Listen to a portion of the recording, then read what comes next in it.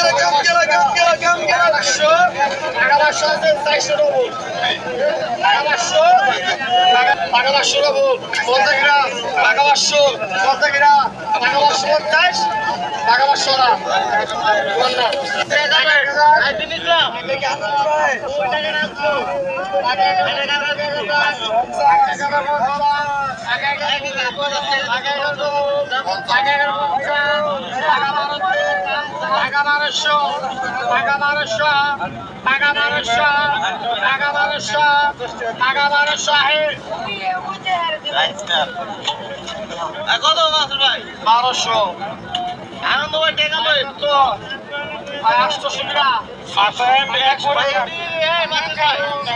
টাকা